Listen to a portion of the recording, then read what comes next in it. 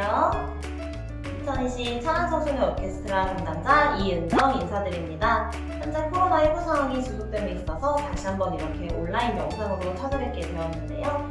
저희 지금 오케스트라 단원 계속해서 모집하고 있기 때문에 우리 친구들 많은 관심과 신청 부탁드릴게요. 네, 저희 토크가 있는 오케스트라 네 번째 마지막 플루트 시간입니다. 제 옆에 계신 김민지 선생님 소개해드릴게요. 선생님 자기 소개 부탁드릴게요. 네, 안녕하세요 여러분. 천안하산 지역에서 연주자로 또 플루트 선생님으로 활동하고 있는 플루트 강사 김민지입니다. 반갑습니다. 반갑습니다.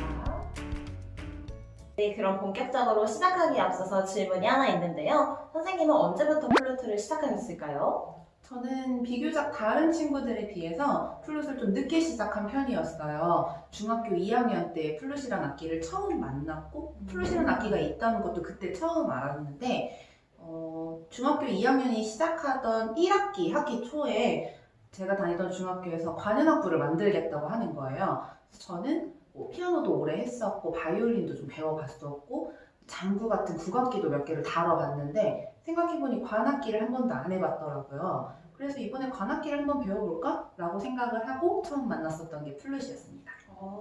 중학교 때 처음 시작하셨군요. 네. 네, 그러면 선생님 바로 다음 질문이 있는데요. 이 플루트를 고를 때 필요한 기준들이 있을까요?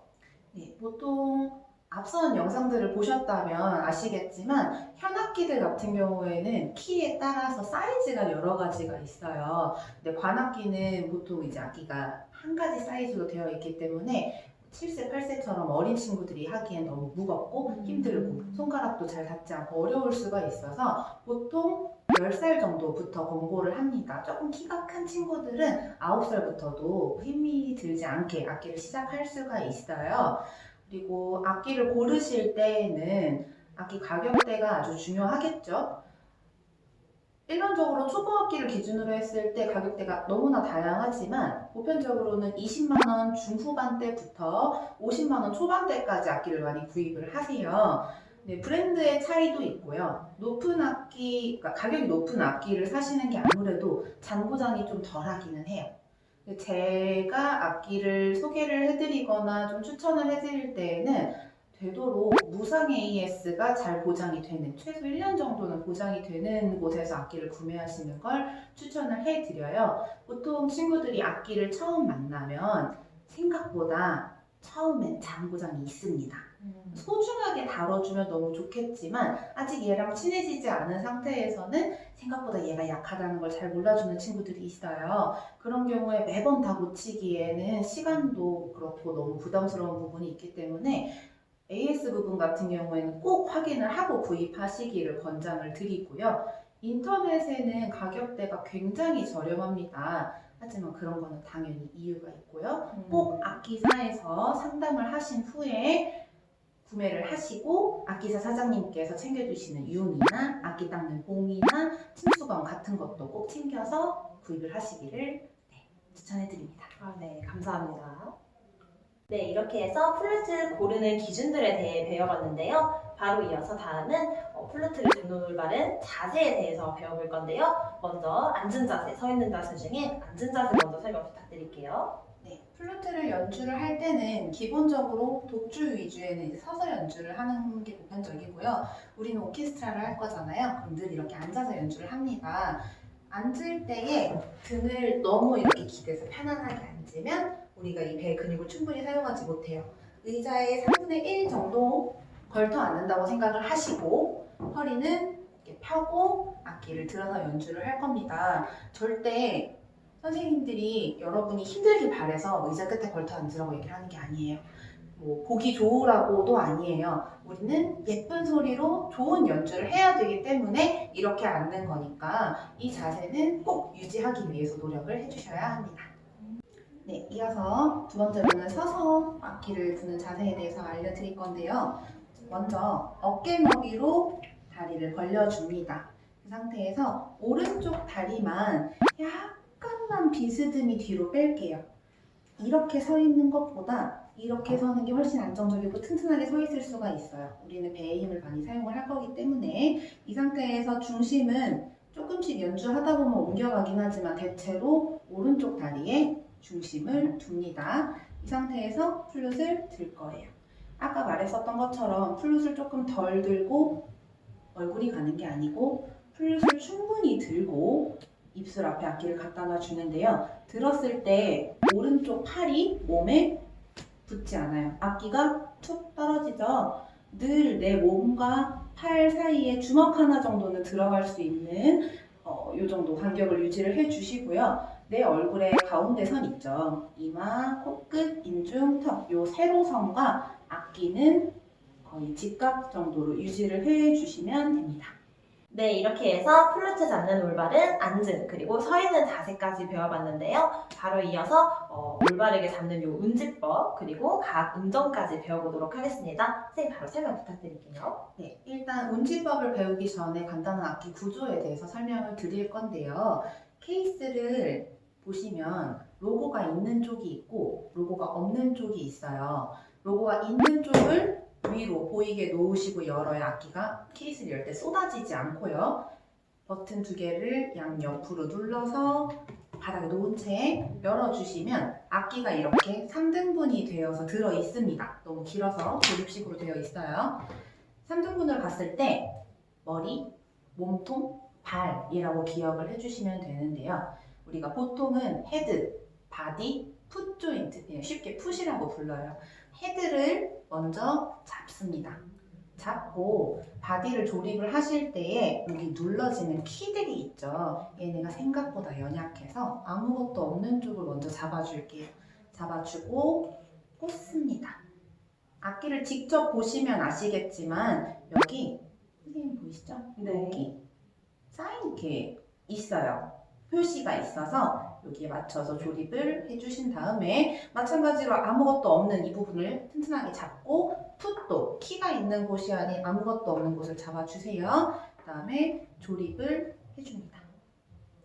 마지막 키에 반만큼만 조립을 해주신 상태에서 이제 플루트의 음정에 대해서 설명을 드릴 건데요. 다른 악기들처럼 막 어려운 조가 있잖아요. 우리가 잘 알고 있는 다장조의 도레미파솔라시도를 그대로 가지고 있는 악기고요. 피아노만큼 이렇게 여러 가지 옥타브를 가지고 있는 악기가 아니라 딱 3옥타브만 가지고 있습니다. 도레미파솔라시도가 3세트만 있어요.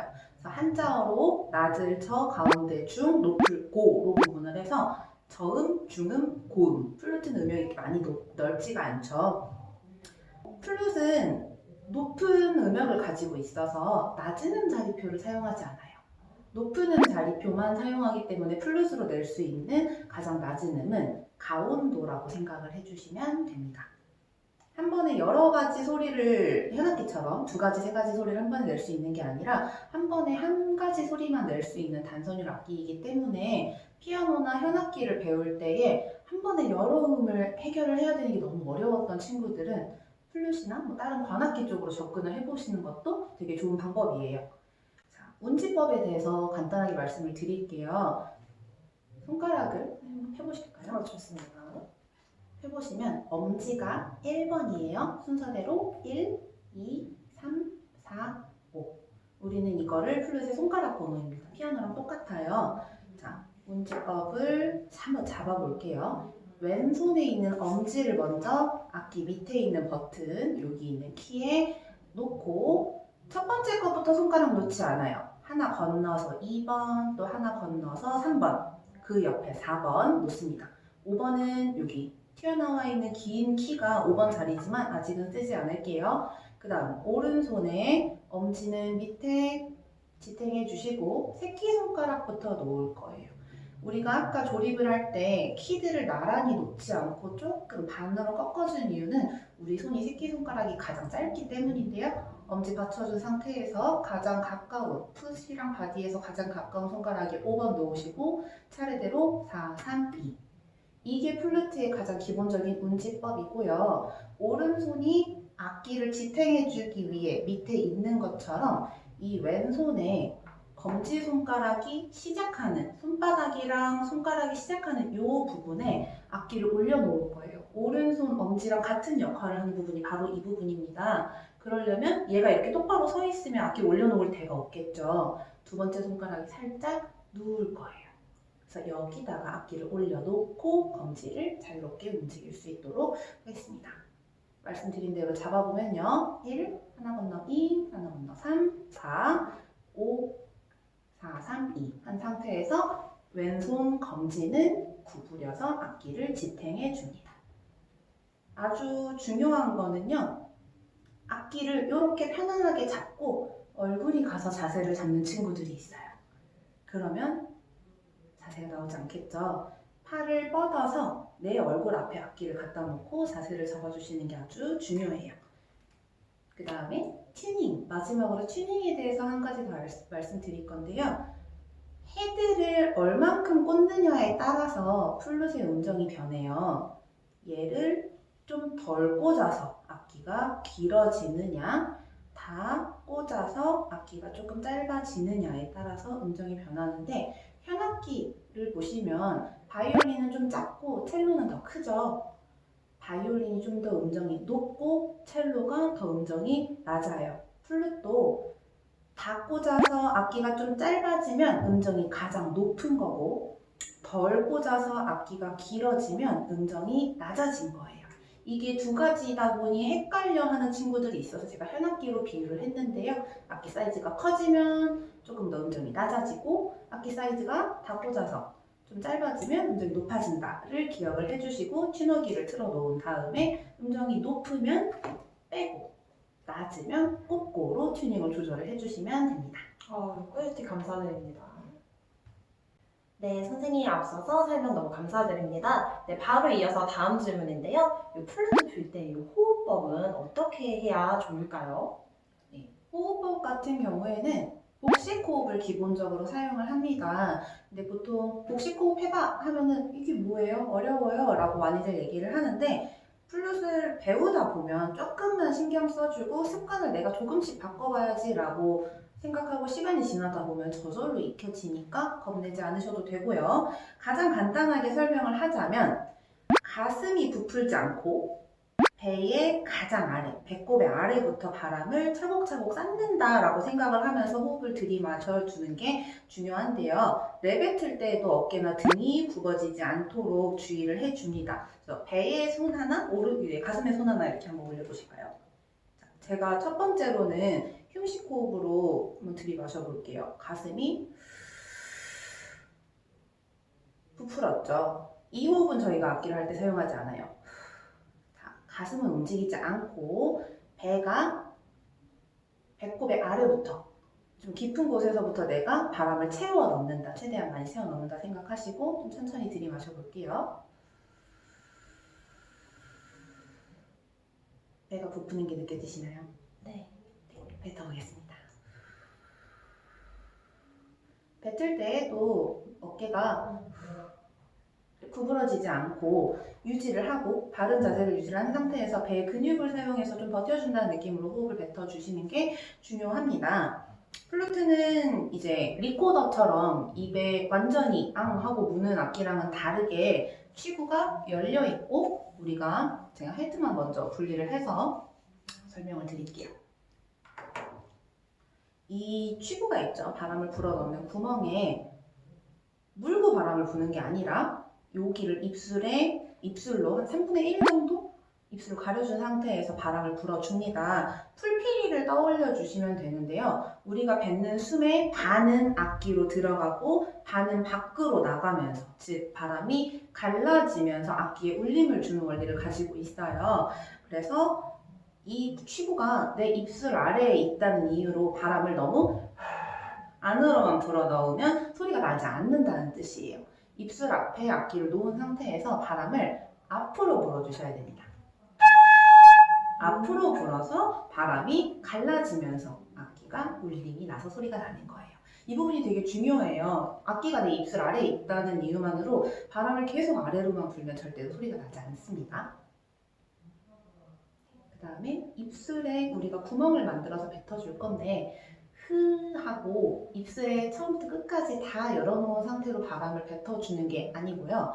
입술의 양쪽은 닫혀있는 상태에서 가운데만 빨대처럼 동그란 구멍을 만들어서 바람을 뱉어줄 건데 빨대에도 여러 가지 종류가 있죠. 야쿠르트 빨대처럼 얇은 빨대가 있고 우리가 맛있는 거 먹을 때 쓰는 좀 두꺼운 빨대가 있어요. 스무디 빨대라고 표현을 할게요. 그 정도 두께 있는 빨대 정도의 구멍이 내 입술 중앙에 열려 있어야 돼요.